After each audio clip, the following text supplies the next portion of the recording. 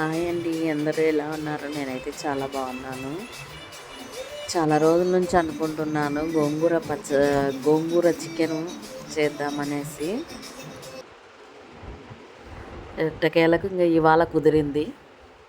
అందుకనేసి 2 కట్టలు గోంగూర తెప్పించి చికెన్ తెప్పించాను.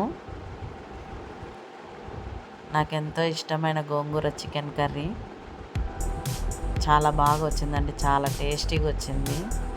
ముందుగా చికెన్ కడిగి పెట్టేసుకొని ఒక బాండిల్ పెట్టుకొని అందులో చికెన్ వేసేసి సాల్టు, పసుపు, కారం, ధనియా పౌడర్ వేసేసుకొని ఒక్కసారి కలిపేసి మూత పెట్టుకోవాలి. ఇది బాగా మగ్గాలి. మగ్గిన తర్వాత నెక్స్ట్ వేరే బాండిల్ తీసుకొనేసి అందులో కొద్దిగా ఆయిల్ వేసేసి పోపు దినుసులు, ఆనియన్స్ వేసి బాగా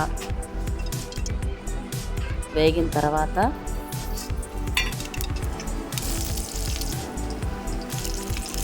అందులోనే పచ్చిమిర్చి వేసేసుకున్నా. పచ్చిమిర్చి కొద్దిగా మగ్గిన తర్వాత గోంగూర బాగా నీట్గా 2-3 సార్లు శుభ్రంగా కడుక్కునేసి, ఎందుకంటే చిన్న చిన్న ఇసుక అనేది ఉంటుంది ఆకుల పైన, నీట్గా కడుక్కొనేసి వేసి అందులోనే టమోటా కూడా వేయాలి. చికెన్ కొద్దిగా ఉడికిన తర్వాత అందులో అల్లం వెల్లుల్లి పేస్ట్ వేయాలి. అల్లం వెల్లుల్లి పేస్ట్ వేసి మళ్ళీ ఒకసారి బాగా కలుపుకొనేసి గోంగూర బాగా మగ్గిన తర్వాత బాగా మెత్తగా మ్యాష్ చేసుకోవాలి. కొద్దిగా కరివేపాకు వేసుకొని చికెన్లో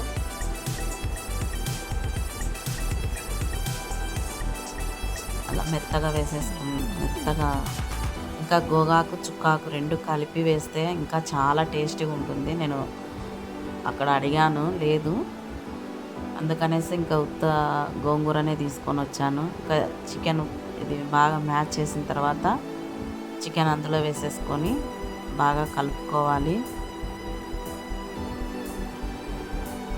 గోంగూర, చికెన్ 2 బాగా కలిపేసి కాసేపు అలాగే మగ్గనించాలి. నేను ఎక్కడే కానీ నీళ్ళు యాడే చేయలేదు అసలు. చికెన్లోనే నీళ్ళు ఊరుతాయి కదా, దాంతోనే ఉడికిపోతుంది చికెను. గోంగూర మనం నీట్గా కడిగి పెట్టుకున్నాం కాబట్టి అందులో నీళ్ళు ఊరుతుంది. అస్సలు వాటర్ అనేది ఎక్కడే కానీ యాడ్ చేయలేదు నేను. అంతే అండి, ఎంతో టేస్టీ అయిన గోంగూర చికెన్ కర్రీ రెడీ. లాస్ట్లో కొత్తిమీర వేసేసుకొని దింపేసుకోవడమే.